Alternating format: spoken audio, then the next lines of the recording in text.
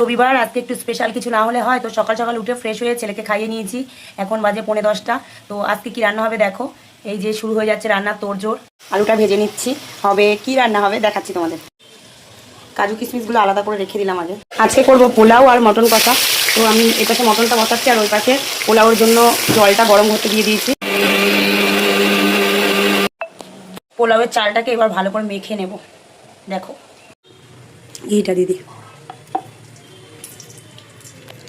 হয়ে যাবে, এরপরে আমার নিজের অনেক কাজ আছে, তাই দু পাশে দুটো কড়া বসিয়ে দিয়েছি। দেখো মটনের পেঁয়াজটা ভাজা হয়ে গেছে, আর এই পাশে দিয়ে দেবো আমি পোলাওয়ের যেগুলো ভাজবো সেগুলো।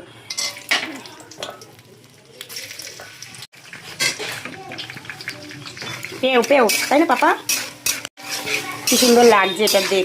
পোলাও আমি তেমন একটা পারি না ভালো, তো ভালো না পারলেও খেতে তো হবে, যেমন পারি মাঝে মাঝে চেষ্টা করে ফেলি।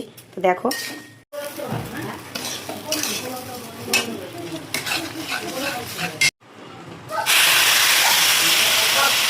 এটা কি বলো তো, আইসক্রিম? না না, এটা হচ্ছে দই। মাংসতে আমি দেবো একটু টক দই।